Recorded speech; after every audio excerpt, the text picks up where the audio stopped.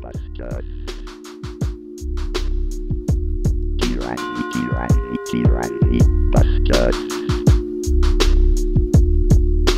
Tyranny Busters.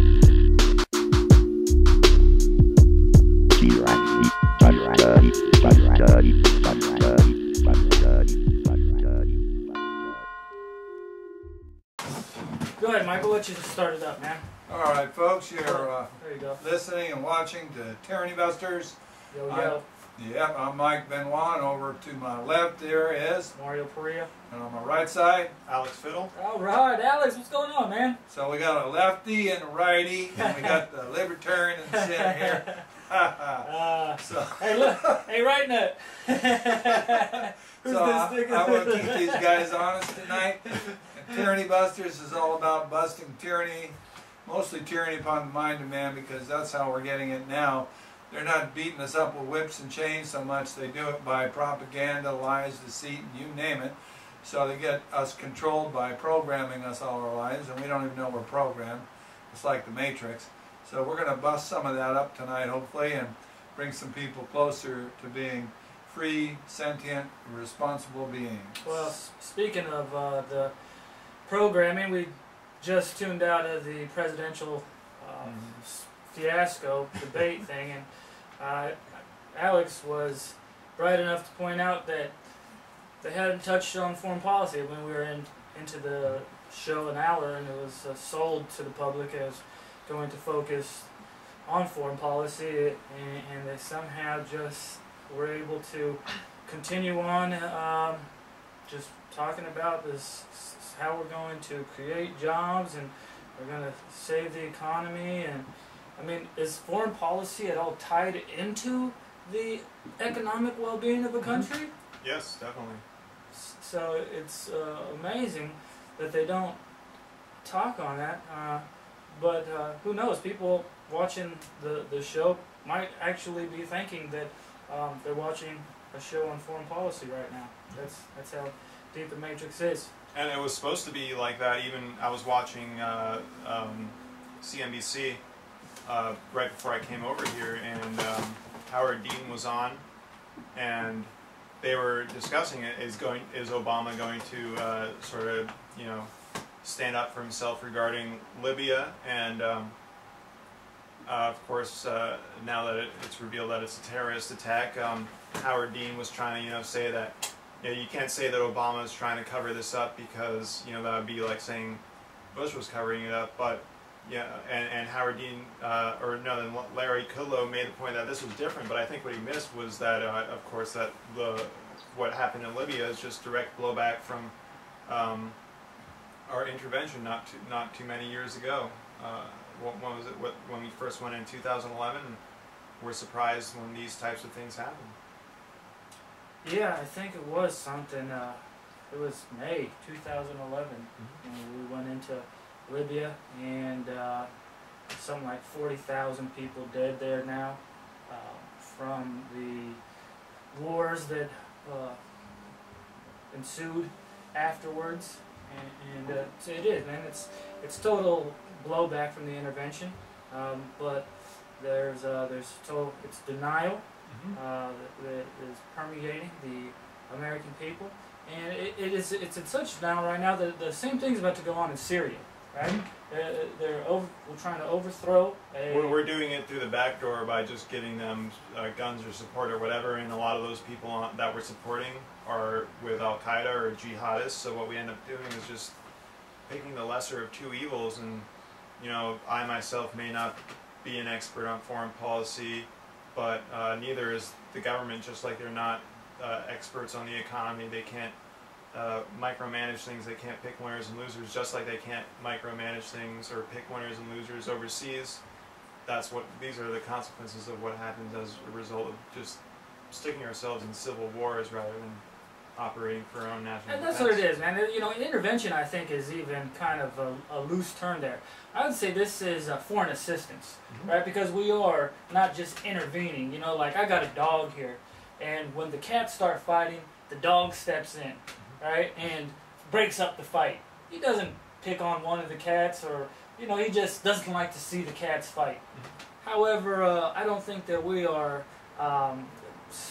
taking the same position as the dog, where we just don't want to see fights happening and we don't want to see one cat get picked on. And there is an agenda. The American government right now, and many American people, think it is a proper function of our government to assist people in other countries for whatever reason, and they'll sell to us saying that it's they're doing it for our freedom, they're doing it for our liberty, they're doing it for our national defense. And it just seems to be a repetitive theme now that goes on, and it really sucks, because this is redistribution of wealth. You know, they do take money from us to give to people in other countries, and when will we see an end to this? I don't know. I mean, you guys sound like Obama and Romney to me here. You're both agreeing with each other, and like on the foreign policy thing, and you think you're talking about all this stuff, and it's just really simple. Let's just come home, mind our own damn business, and that's the end of it. I want to talk about this forever and a day. What the hell are we doing over there? You know, why are you in my backyard? Just worry about your own backyard. And that's the end of it. Tyranny Busters, see? The tyranny is that this is something that we're supposed to be doing in the first place, and that is being involved around the world. Ron Paul talked about 900 bases now, 130, 150 countries. This is violating the liberty of these people and violating our liberty and confiscating our property to do all this stuff. Just come home. And that's why they don't talk about foreign policy, or they don't talk about economics the right way. They just go blah, blah, blah, we're going to give you more jobs. It's because they have the same position. So it's called the Ramama Obama campaign. No, you're totally right. I mean, the last question that we saw fielded by Obama was, I voted for you 2008. I'm not as optimistic. My everyday goods are costing me a lot more. How can I vote for you? So the guy is addressing inflation, right? The price inflation. Is Obama going to say anything about putting the brakes on the Federal Reserve, about putting checks inside of no, of course not. He's about quantitative easing. So he just says, I'm gonna cut taxes for you guys, and it's total nonsense and doesn't deal with the substance at all. So I'm pretty sick of talking about this stuff too, Mike. I mean, but unfortunately, this isn't what's being talked about by the popular media, or you know, people at my water cooler. You know, I hear all day long about who scored what touchdown and fantasy football and all this, but nobody's talking about the real situations of life, man. And it really sucks, because I kind of attribute that apathy, or that I would misplaced, you know, what do they call those things, man, where you need to do it. You know, these are priorities. Your priorities, right? People's priorities are misplaced right now, and they're totally getting filled up on bread and circus. And so how do we because this is the tyranny, right? The tyranny makes people think that's what's important in life. And the tyranny is, you know what, if they think that's important and that's their own idea, that's fine. But the tyranny really comes in when we're told that, and you got the left and right saying that we got to be involved all the way over there in the Middle East, for example, in the foreign policy. That's the tyranny, is like the presentation that we have to have foreign aid, the presentation that we have to be the policeman of the world, and this is all basically a controlling of our own population and trying to control the population of the world. Tyranny is taking power over something where you don't have the right to take control over it. So that's the essence of tyranny. And then when we're propagandized, and they'll argue about, and even Rand Paul says, you know, we got to cut off foreign aid if they don't do our bidding. Mm-hmm. Well, that caveat tells you he's in favor of foreign aid if they do our bidding. And so, you know, this is bribery or blackmail or whatever, and we're giving money, as Ron Paul says, to rich people in poor countries and taking it from poor people in rich countries to do it. This is wrong. This is violating the principles of liberty. And so these guys all are talking and sell this bill of goods to us on the basis of security. And it's false security, and it denies liberty. And that's the tyranny upon the mind of man.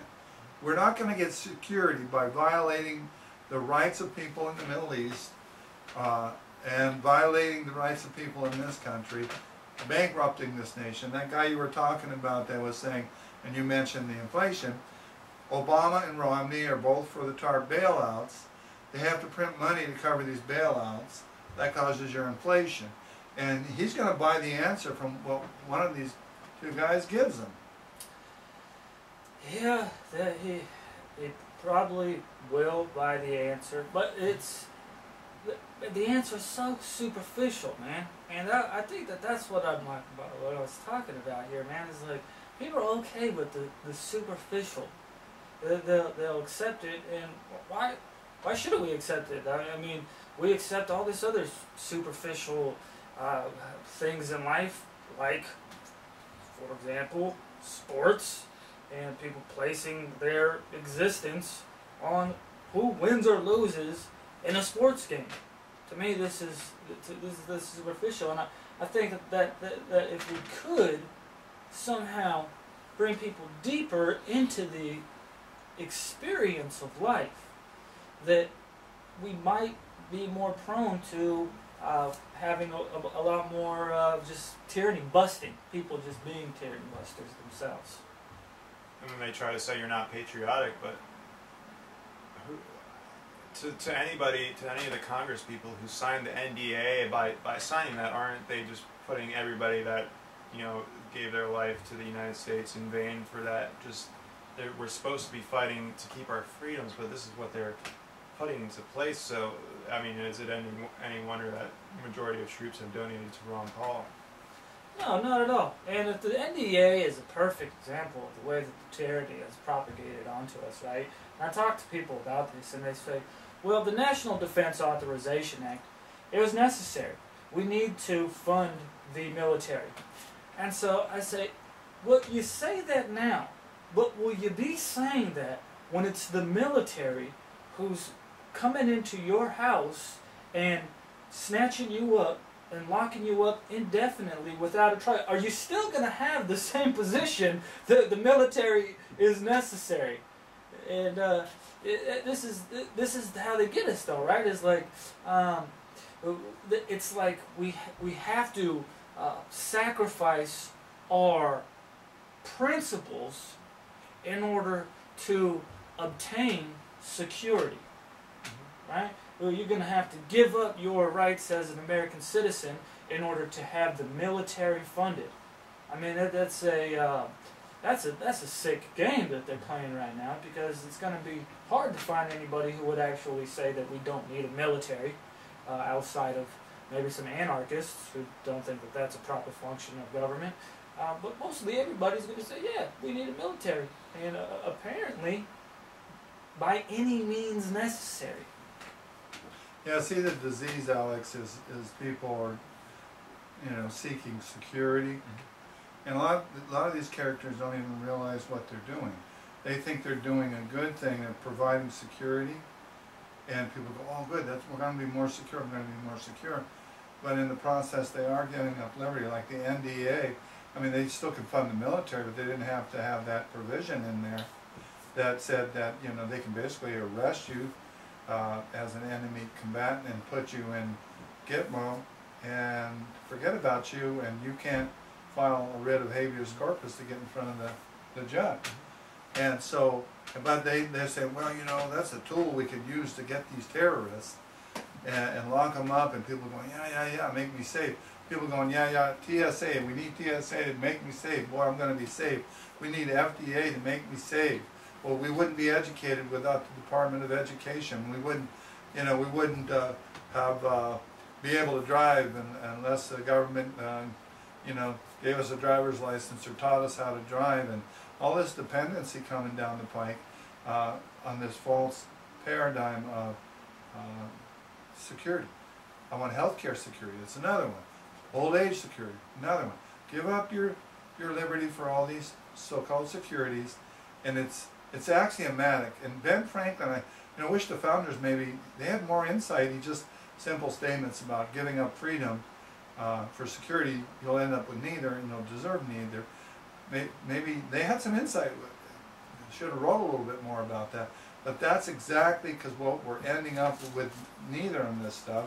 We got a country that is bankrupt, and I say that more like the people in this country are bankrupt, more so than the government, because the people have all this level of debt, and they're losing their jobs, and they're getting inflation that's eating up their savings, and they're having more and more difficult time making ends meet. They're losing their houses and whatnot because of a system that sucked everything out of the economy, and all on the guise of security.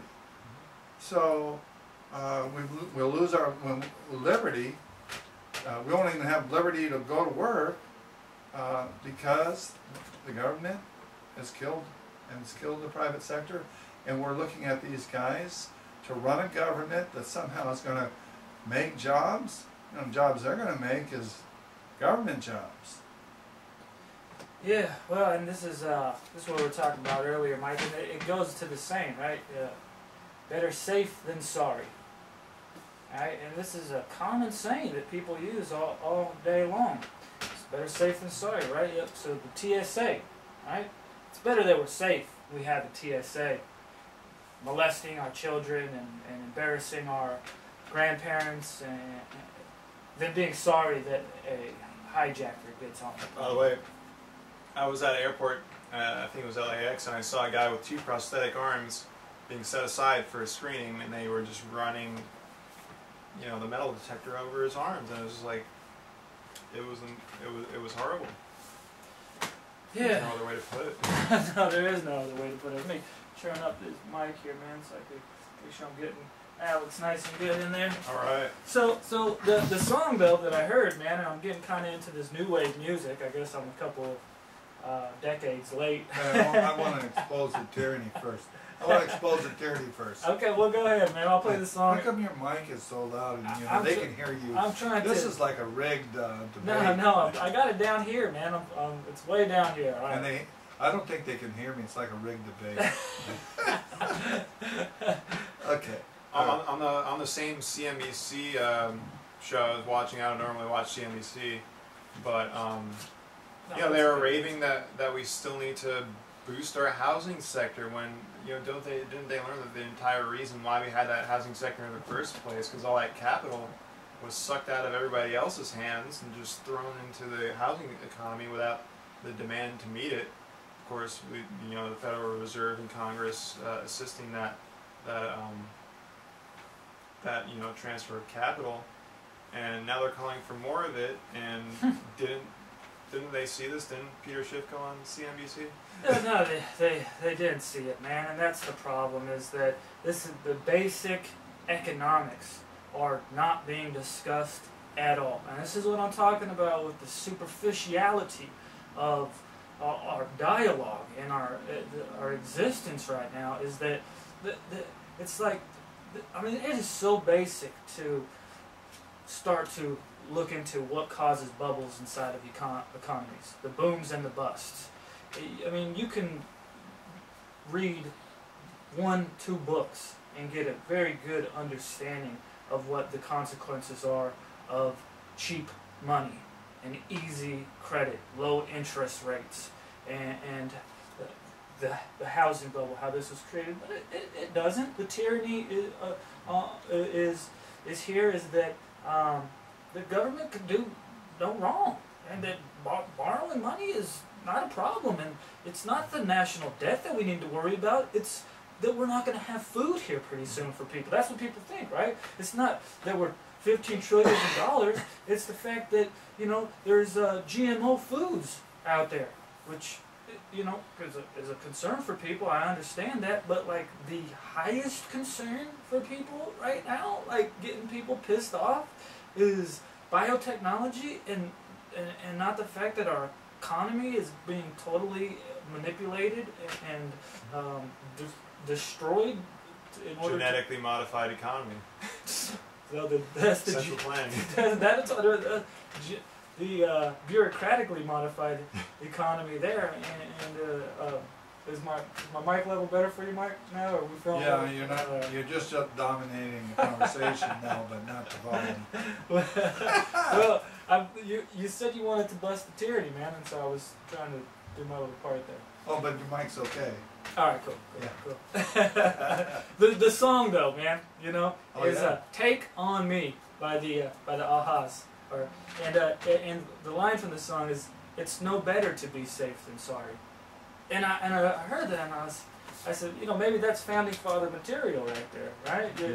You're not any better, and so we talked about this a little bit today. But when we stopped, I thought about it. I said, you know, sometimes you're really not better being safe than sorry.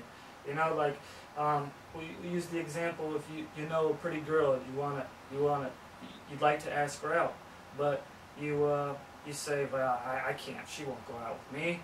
So you put in this defense mechanism, it keeps you safe so that you're not rejected, but so you won't feel bad. The thing though is that if you did ask her out and she did reject you, right, then you would feel bad, you would be sorry, but the thing, you'd still be exactly in the same position. You wouldn't be any worse off being sorry that you had taken that chance than you would have been if you would have just denied yourself the opportunity to ever even engage in any type of conversation like that. Yeah, that's a good point. I mean, and you know, this idea about security from government, you know, you can kind of flip this a little bit. You'll be maybe safe for a while, but you'll be sorry, you know, later on. Well, then you're really screwed.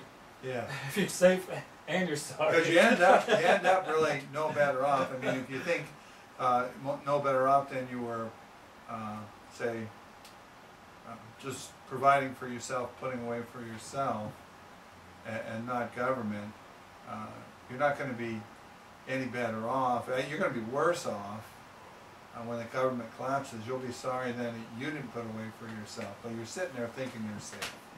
So I mean, you can do a lot of plays on that safe or sorry thing. That's all I'm saying there.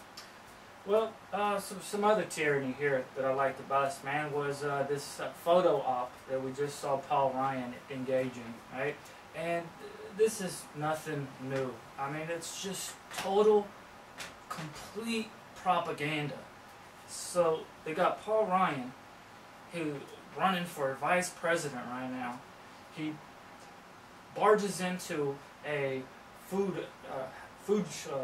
shelter or housing shelter for poor, a soup kitchen, and he says, you know, his crew waits until everybody's gone from the kitchen.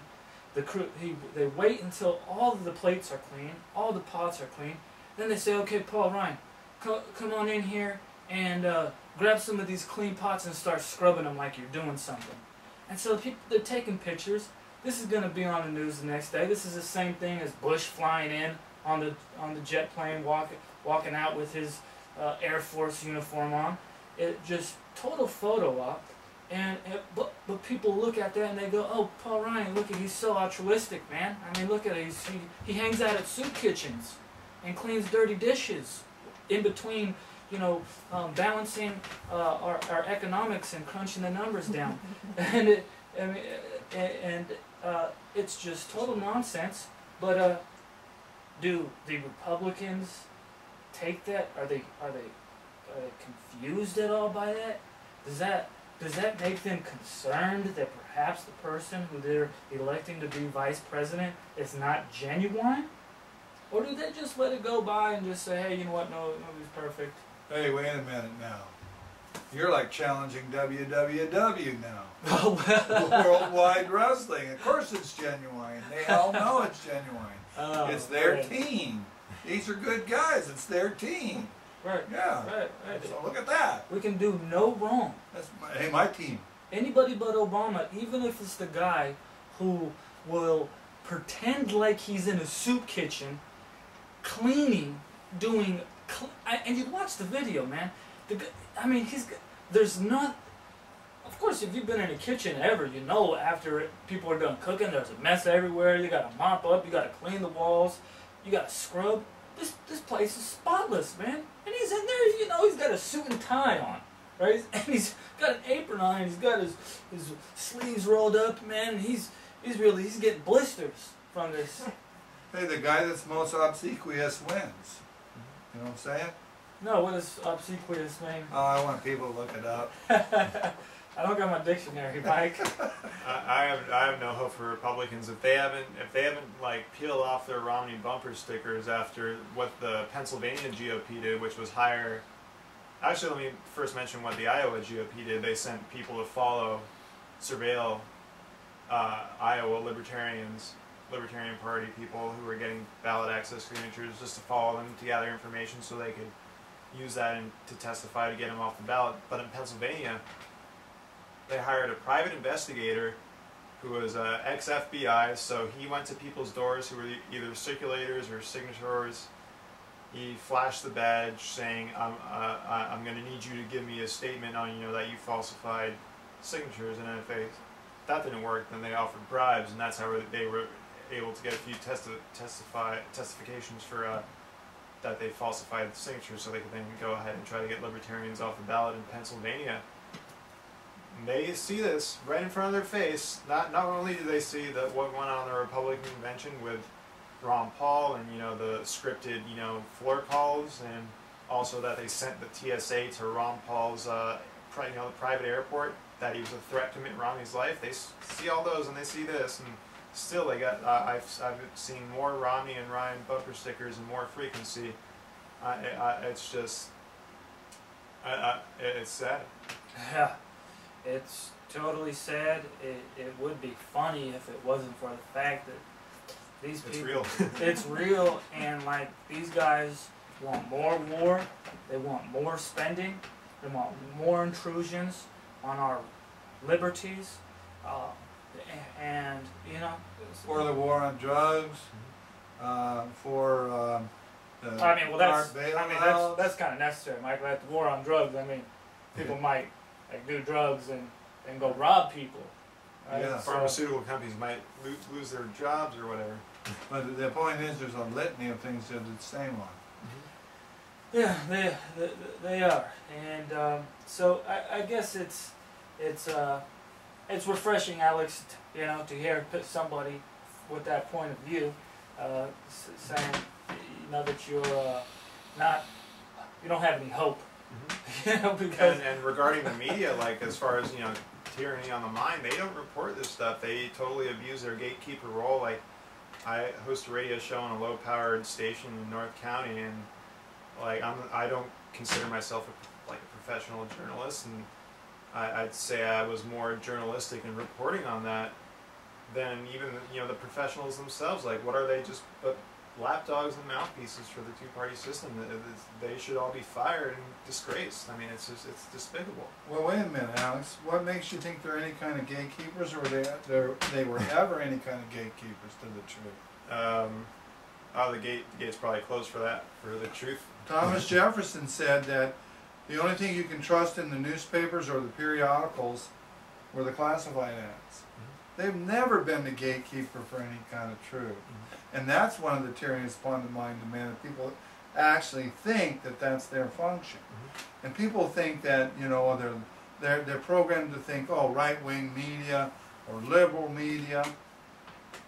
The media is owned by billionaires who own lots of companies And governments. that benefit from government the way it is. They are doing what they got paid to do. They got paid to keep putting out what is beneficial to these billionaire moguls that profit off the military-industrial complex, profit off the gigantic state.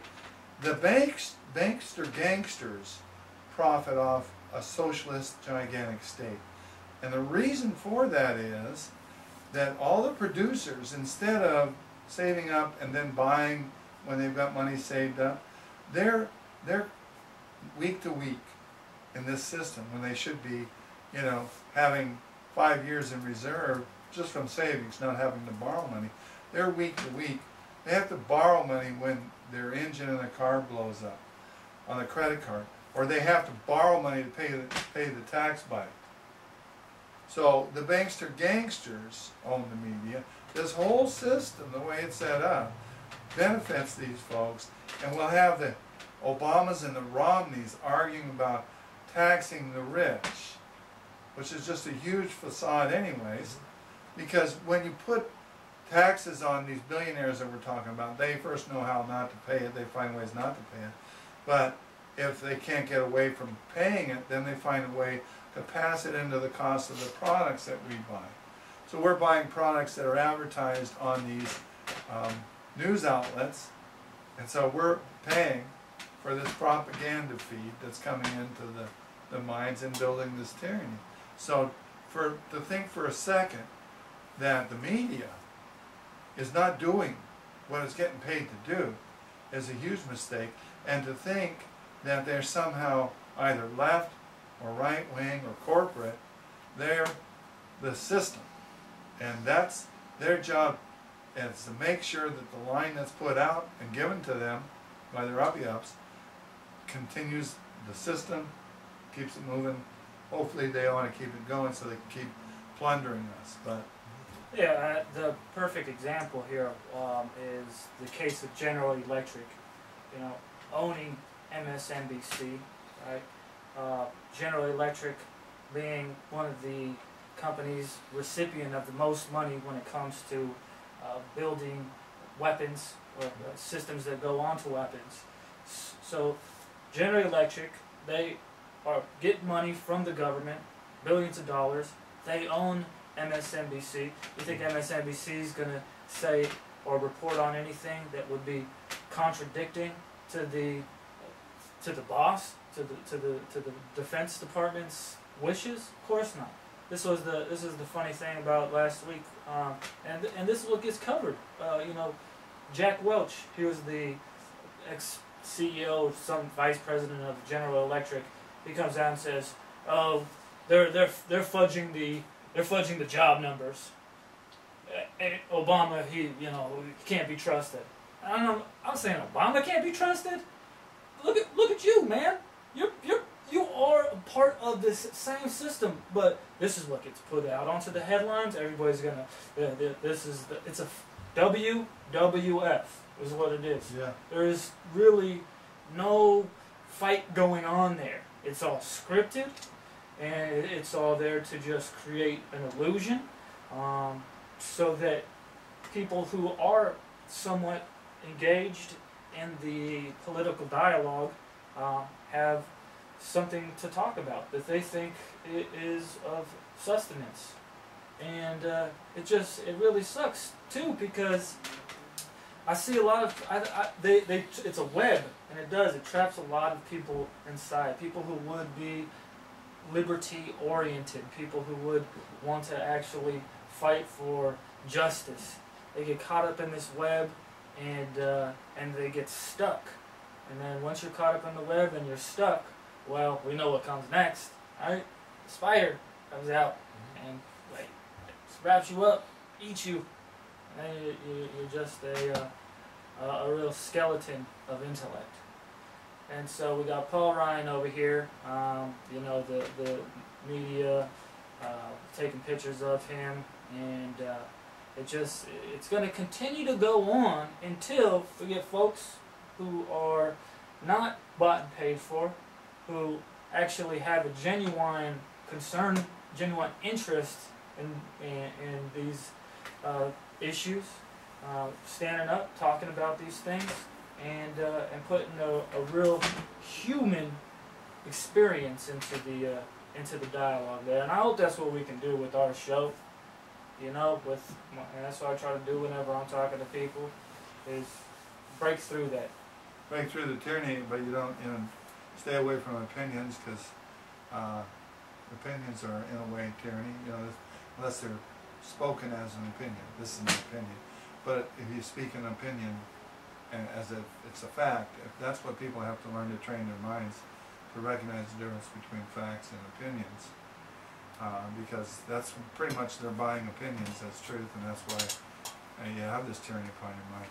Anybody in the chat room, Mark? Oh man, we got nobody in there. We got Man, where are these late? They're watching this Well, it should www. It should be getting old right now. We might pick up a couple of stragglers here. After You know, www. last week was a popular one, Mike, when we were talking about the GMO bill, Prop 37, which we kind of have similar views on.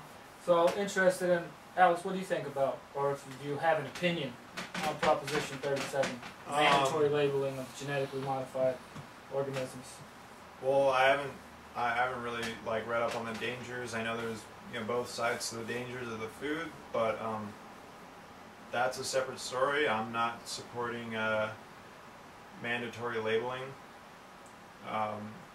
It already exists. I know Whole Foods exclusively sells non-GMO.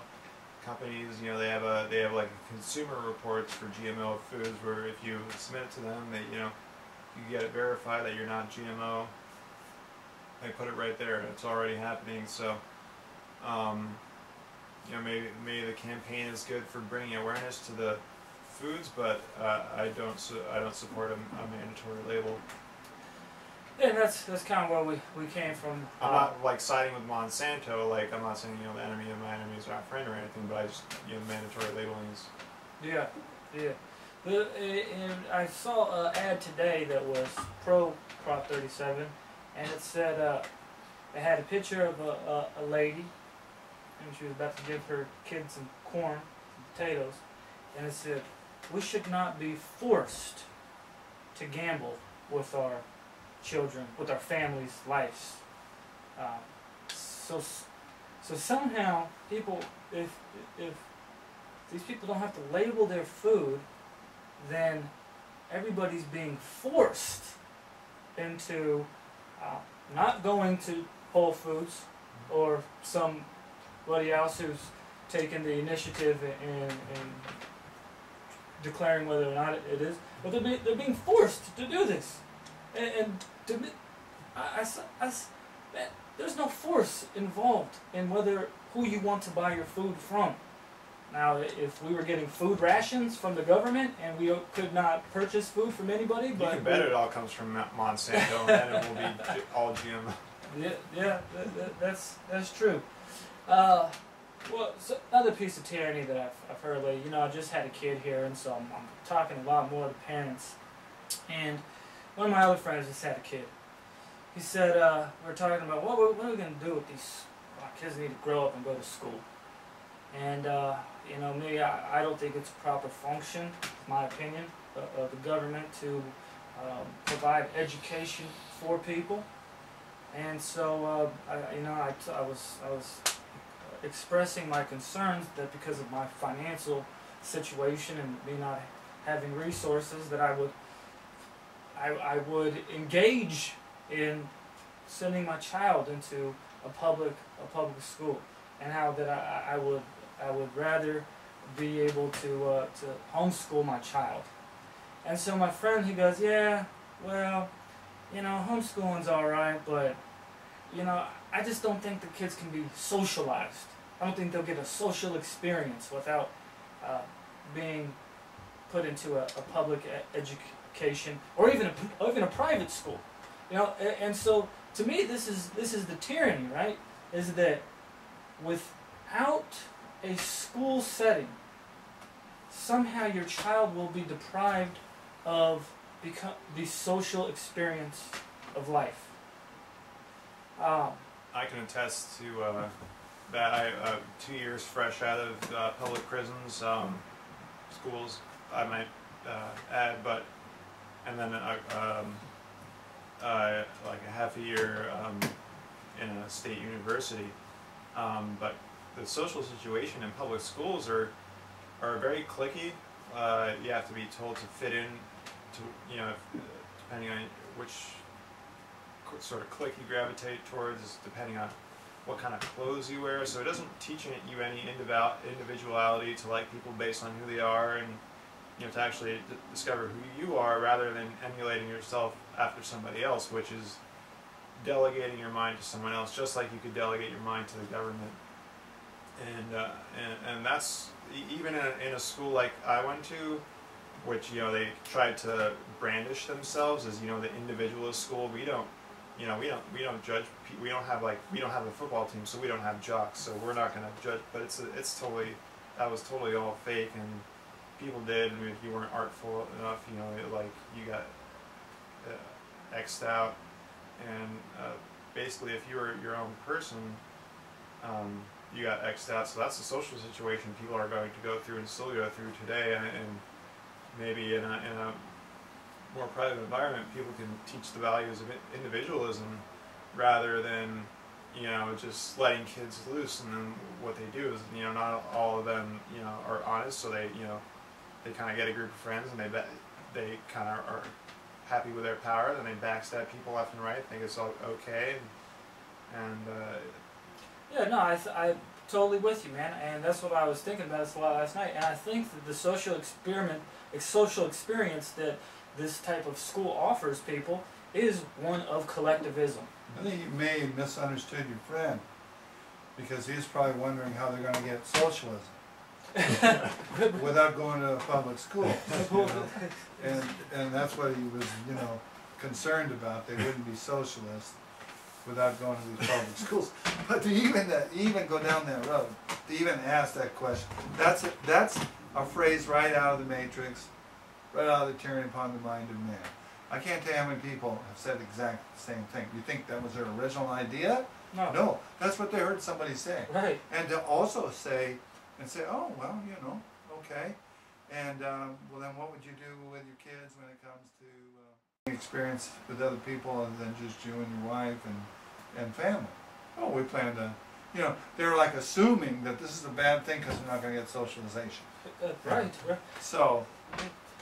But that because they won't, that is it, right? We've come to determine that without being part of a huge collective of people, that you're being robbed, as if just being cool with your family and like your immediate people is somehow a bad thing. Or all the people you associate with and their families and friends and whatnot. But no, their idea is throw that 5-year-old in with a bunch of other 5-year-olds to learn socialization skills. It's totally crazy, right? And so when I was thinking, I was trying to get into it, right, and understand this, and I was thinking, okay, well, what I personally don't have, I think I have one friend that I had in high school that I still associate with. So maybe the socialization failed on me. I mean, I have I won't say a lot of friends, but I know, I have a lot of friends, and none of them came through that experience. So I was thinking, like, how this is part of the superficial experience of life, right? It's like the people that I associate with now, I associate with because I have things in common. And because I have things in common, I have a real bond with them. And so, when you are put into this school environment, these people you don't necessarily have anything in common with other than you live in the same demographics or the same geographics. You live in the same vicinity.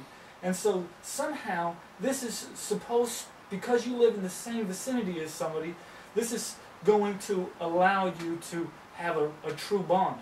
But it's totally not correct, because I don't even talk to my neighbor, right? And he's right next door. Neither are my neighbors, because we don't have anything in common.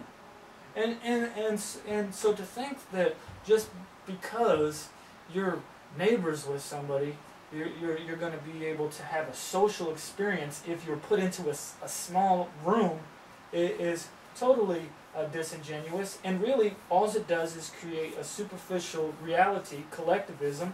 And so you get hyped up, you go to the football games, and you got a class president, and it's the 3rd graders against the 4th graders, or the 11th graders versus the 12th graders, and it's totally false. And so I was thinking, like, how does if we didn't have the government being the ones directing our school experience. Because I mean, it's mandatory now. You have to go to school. You have to prove that you have learned what the government deems to be necessary application of your right to an education. If you can't prove that, even if you're in a homeschool setting, if your parents can't prove that you have learned a certain curriculum, then you will be taken from your parents. They'll say they'll have CPS come to your house, and this is a huge problem, man. And so how does school work without the government? How does education work without the government directing it?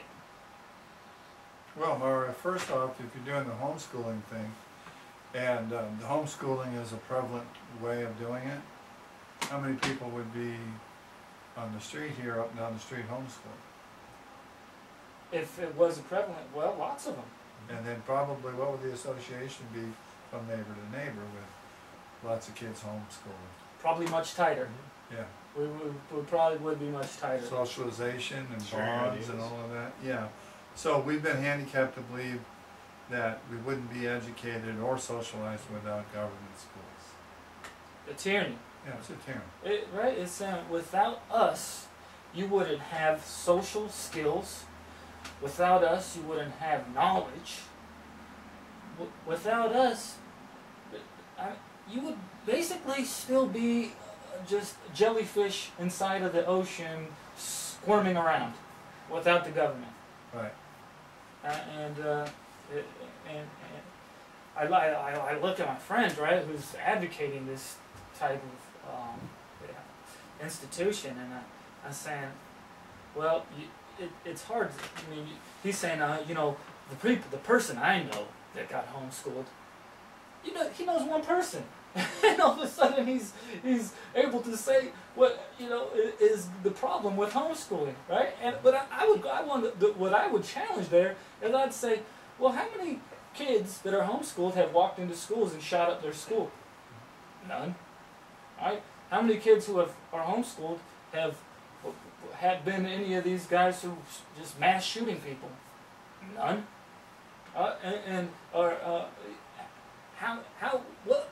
I don't see like the effects of homeschool being a bad thing as far as like people coming out of that being a problem to society. Well, yeah, you know, and you're talking, he knows one that didn't work out that good, but and so that's condemning it right there. But how many of you know that don't work out too going to public school? Oh. But you know, I got a friend Right here, man. I got a friend and his wife. They raised their kids, homeschooled them. Well, I'm a libertarian, so I failed just out of the get-go. Right. And so they raised these kids, homeschooled them, and they all went, I guess they were around the 8th or 9th, 10th grade, and it was a spelling bee contest in Coronado. Several public schools and the homeschoolers were there, and I think the numbers were either 8 or 10, but just say it was 8. 7 homeschoolers, they finished in their different categories or age levels or whatever. What was the top 7 were homeschoolers, and number 8 was a public school person. But after the event was over, this person running the program told one of the homeschool parents that their kid actually finished 8th, but they couldn't have a clean sweep for homeschoolers. Wow. So The tyranny must go on. yeah. And you know, you're not going to see that being reported on, and you know, because all of these mind-controlling industrial complexes are woven so much together now that they have to watch each other's back. I mean, it's total gang mentality. You watch my back, you know, I'll watch yours, and don't tell anybody that homeschooling is actually creating smarter people. I mean, truthfully, so let's just take it at face value here, Mike.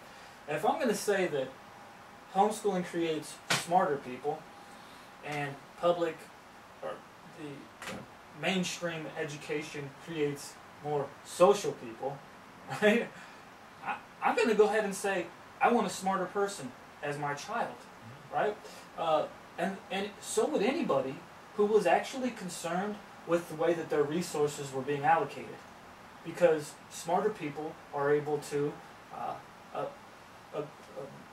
get more money, get better jobs. And so if you're having to pay for that, you're going to want a return on your investment. And so I guess as we move into socialism, though, and the market is not determined, your place in the market is less determined by your abilities and more on who you know, the bureaucracy, then we do want people to be social, because that's how you climb the ladder. Yeah, well, you know, but you're right. You climb the ladder by having a skill level, but that's a fallacy to even consider that they're not social social creatures because they're homeschooled. These homeschoolers have all kinds of functions that they get together and do, and they, you know, the friends I was telling you about, they had tennis, they had karate, and they're, you know, with all kinds of people and all kinds of ages. They would go down, they had a certain day of the week where it was museum day, and go down to Balboa Park and do that. They end up, they've learned to read and write several languages. When they went to Grossmont Grossmont College, they were 15 and 16. And they come in and they're at the valedictorian level of everybody at Grossmont. They spend 2 years at Grossmont, go on over to UCSD, and within 2 years they've got, what's the first one you get, your bachelor? They got their bachelor's degree, and then the story goes on and on and on. But we're talking about utilitarian approach here, and I hate that. Right. You know, because I think I base everything on freedom. You go back into the day when, you know, most people were paying for their own schooling. They went to private school, Catholic school, whatever. There were a few that didn't, you know, they were sort of living off getting help from the community, if you will. And so as government started to grow more and more in this role and taking more and more of our money for socialism, and people had less and less where they could buy their education. It was too expensive, they didn't have enough money. So then they go, well, I'll go to the free government program. So when we started off, government schools were this many, private schools were this much, and now that's reversed because it'll be a monopoly if I say, you know, the parents, hey, you go to school free, you don't have to pay anything for your kids. And, oh yeah, that's good, I'd rather do that because, you know, I don't have that much money. And it becomes the dominant thing in our educational system. Freedom, and then you lose your freedom in the process, because if they say, you know, you don't have any kids, but we're taking tax money to pay for Mario's kids' education, and you go, well, you know, folks say, well, you know, that's the right thing to do. It's the, you know, help the society or whatnot. But if you think of a government, you think of society should be based on the premise that government's protecting our property and our right to life and liberty. How can they take your property and give it to him and not violate your rights? And that's how that system is. Now, do we have a system? We're going to have a system where government can take from some or from all or whatever and give to others. If we have that kind of system, then you got socialism. And this really, we're engaging in a battle here, whether or not we're going to have freedom or socialism, whether or not we're going to have a system that does what the Declaration of Independence promised, is a government that secures our rights, not a government that violates our rights. And people are so confused, they think they got a right to an education, which you don't have a right to something that imposes an obligation on somebody else. On this Prop 37 thing, people are arguing that they have a right to know what's in the product. And I go, okay, I argue back, I say, look, if I want to produce a product, and I don't want to label it, and somebody wants to buy that product from me, and they don't care if it's labeled, are you saying I can't do that? Are you saying the law can prohibit me from doing that? And they said, yes, because I got a right to know what's in your product, and your product You know, and assuming your product's morally wrong if you don't tell me. You know, you just might be a libertarian and say, it's my own damn business. Or you can be, if you ask me, I'll tell you, but you're not going to make me put a label. Well, it's total dictatorship, right? Because here you go, you're saying, if I'm dealing with this person, it's just you and that person. All of a sudden, this guy says, well, I have a right. You're not even a part of this equation, You're not part of that transaction. But why do you, what's up with that? But see, if that's allowed, see that I'm arguing the free market, I'm arguing freedom. Now if that's allowed, and this guy understands if that's allowed, then he's not going to get his mandatory labeling. You see, he really wants to have this producer put that product to his satisfaction, even if he's not going to buy it. Yeah, and we're going to see the same thing here with Obamacare, right? The insurance companies right now, they say, hey, if you have a pre-existing condition, you're too much of a liability. We cannot cover you. Government's going to come in and say, no, I'm a part of this transaction here. You have to cover this person. And this is people are going to get sold on that one, because this one offers real security to people, right? It's funny, man, because the people I work with all day long, they're talking about, oh, we shouldn't have welfare for these people. You know, the government shouldn't be involved in the market like this.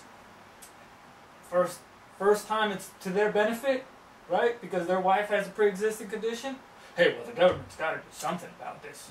The government's got to keep us safe somehow. Or their kids are 28 years old and the government says, insurance company, you got to cover kids till they're 40.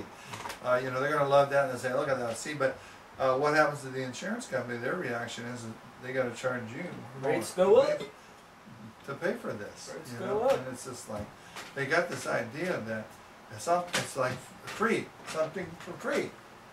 You know, the government's giving them something for free. Or, you know what, I should make better notes in the course of the day or the course of the week, but watching these commercials, it's a, this is the scooter store, and you can get this scooter for you old people for either next to nothing or almost free. Just call us at this number, and we'll get Medicare or someone else to pay for it for you, and it's free. And you see these people driving around in their scooter in these very nice, plush homes. And I got this for free. They don't know that they made poor Alex here pay for their scooter, you know? Yeah. So, no doubt. So Alex, man, well, tell us about your radio show, man, because, you know, we're interested. So I host a show called Free Thought Radio on KKSM AM 1320 in North County. It sometimes goes, on a good day, you can pick it up as far down as PB Garnett Avenue. Also Cox Cable 957 and PalomarCollegeRadio.com. But it's a free speech radio show. I have no restraints on what I can or cannot say. And I've had many libertarians on, Tom Woods, Peter Schiff, Mike Benoit.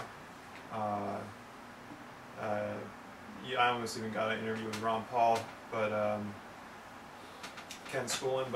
And also I talk a lot about you know, war on drugs and the science behind cannabis as a medicine, and because that's something that's not talked about, because you know, people that use the concentrated essential oil from the cannabis plant that walk away with no more cancer anymore, that's not going to go on TV because too many pharmaceutical companies would be at a loss from that when you can grow your own medicine.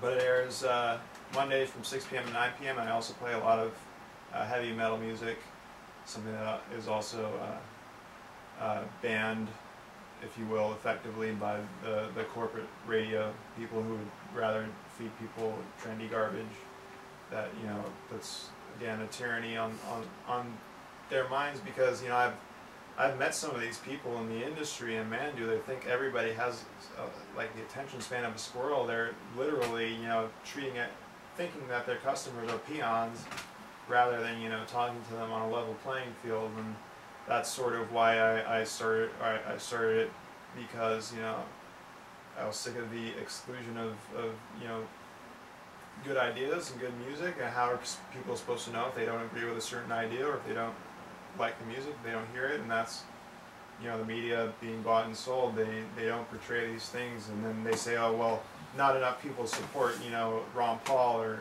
Gary Johnson, so we're just not going to have them on. But that's like, you know, the chicken before the egg thing. Well, you didn't introduce them to anybody, so how are they supposed to know if they don't like them or not? It's how they, you know, control it and everything. Yeah, it's a self-fulfilling prophecy. And so, what kind of reaction do you get from the folks at the school over there? They like it. I had an interview with the guy, the Canadian activist that had been spearheading this rediscovery of cannabis as to cure cancer, and you know, after the interview aired, the first thing that I got in my email box was like a letter forwarded to me from the guys at the station saying that they just got this fan letter in the mail of this guy who had been working in pharmaceuticals for his entire life, and he said that everything that the pharmaceutical companies dole out is just poisons, and that cannabis and THC is the most natural and effective medicine, that it isn't just, you know, hocus pocus, you know, like what Steve Jobs tried to do with, you know, whatever holistic treatments he wanted to do. This is real. You know, the science is behind it, showing that it's not, you know, taking away the pain and getting you high. You know, it controls muscle spasms and MS, reduces tumors. You go down the list, it has the ability to replace almost every medicine that the medical system has to offer. I got a muscle spasm in my leg these days. You got any of that stuff for me? Not officially, I don't want to incriminate. We can probably get you a license though, Mike. Okay, I want to get you registered, yeah, man. Get you, yeah. Get you over to the dispensary. Yeah. I know they're getting harder to find though. Actually, since we're in Lemon Grove, there is a proposition on the ballot in Lemon Grove, Imperial Beach, Solana Beach, and Del Mar to repeal each city's ban on medical cannabis dispensaries. Yeah. That has something to do on the feds, or the fact that sheriffs are in bed with the feds, even though they're not employees by the federal government or get paid by them. You know, they just like the perks of, you know, getting the grants for the big guns, and, you know, holes in the belt for number of prosecutions. So at least it's a step in the right direction to at least say, hey, the people support this. Now this is law. You have to enforce it, and now we get to know who's the prohibitionists for real. When like half, you know, the people in the city councils that had to put these on the ballot, which were they first, you know, they held these meetings about these initiatives that got enough signatures to qualify. Then they had meetings, you know, to issue like a report on this initiative to push it off to a further election that may not have as much turnout. So, but like in those meetings, the council members, you know, tried to, you know, play like, oh, I support medical marijuana, yada yada yada. But, and then they, you know, they give all these reasons why they know best. Like, oh, in my insight, I can see, you know, crime going up and everything else, but you know, in their conceit, they violate the rights of people, which has a, you know, immediate, profound effect on their health. So it's not like something that can be waited for. Like, I don't buy the argument, let's give Obama a second term and he'll come around on drug policy, or let's reform the GOP and maybe it'll come around to drug policy when they're a libertarian direction in 40 years. This is affecting people right now. Yeah. That it needs to be addressed immediately. Not that we shouldn't, you know, fight to make the GOP.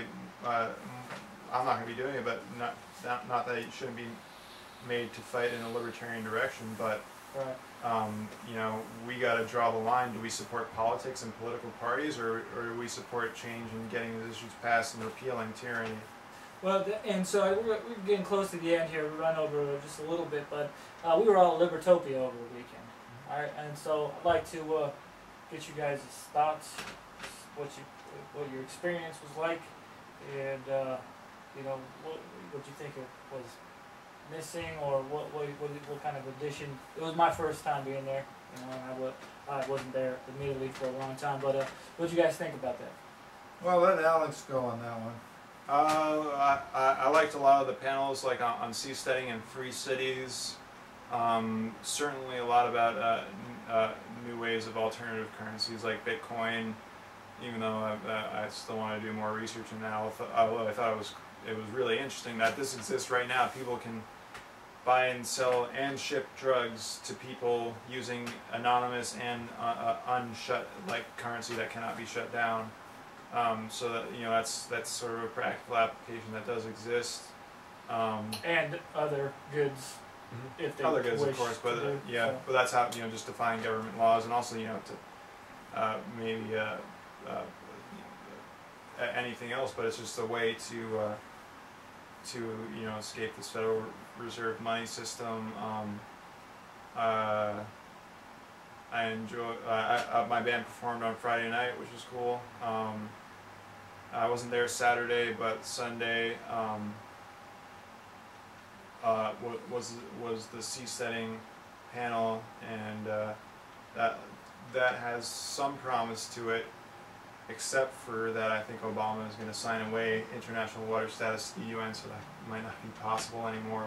Like, that's their whole thing, is that do it in international waters where they can get away with it. Right. All right, well, Mike, let's pass on the Libertopia question. Well, yeah, there's a lot of, but a lot of people, I guess some people had fun there, and that's good. Yeah, Mike, you were on a panel. Yeah. It was entitled to vote or not to vote. It kind of, you were on it with Jim Gray, vice president nomination from the Libertarian Party. And Stephen Molyneux, Larkin Rose, some of the most well-known advocates of anarchism. And well, it's just my take on that. I thought you were a good balance on there, Mike. I thought you were kind of a voice of reason. Where you have, I thought Jim Gray was a little bit in denial on some of the misapplications the government has done in the past, and he didn't really talk about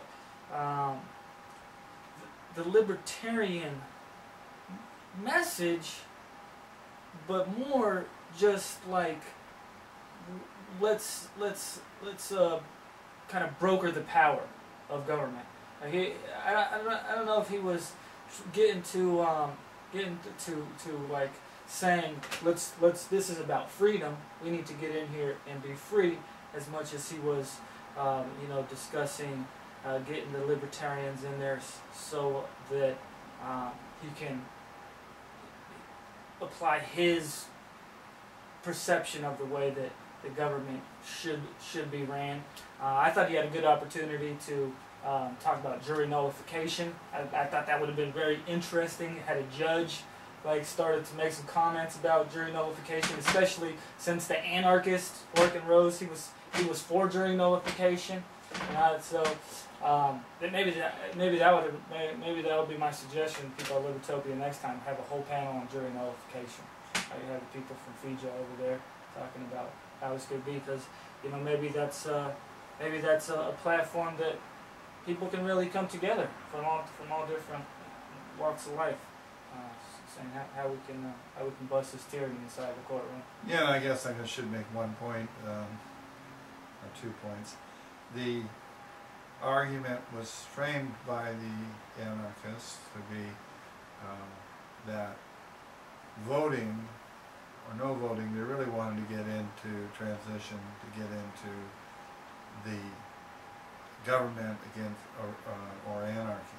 That was kind of like the real point, but sort of, instead of having that debate, government or anarchy, it was like vote or not vote. And the premise that they came from was that voting was absolutely worthless. And then the premise that people like Jim Gray, and that voting was the answer and the solution. And I came in and said, look, it's not worthless, but it has uses, and it's not a utopia. And the anarchists wanted to put out the idea that people were voting thinking that they were going to fix government, and government was going to be, benevolent and all that stuff. And I dispelled that notion and said that government will never be a patron.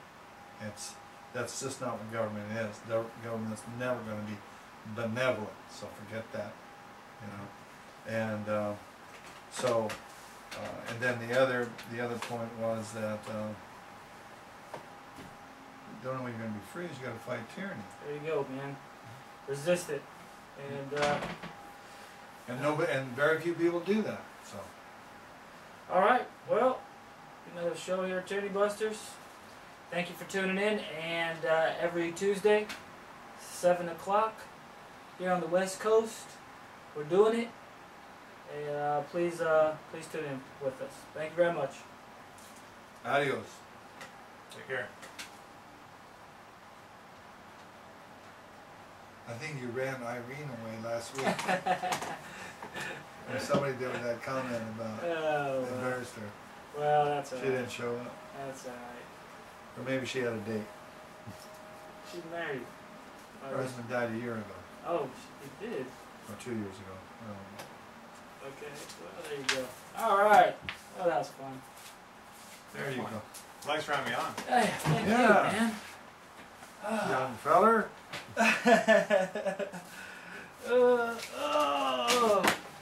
And we saved ourselves from another half hour of that mindlessness.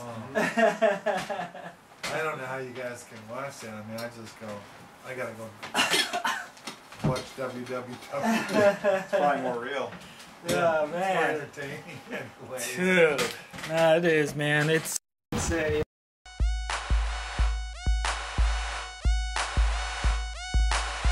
Tyranny Busters. Tyranny Busters. Tyranny Busters. Tyranny Busters. Busters.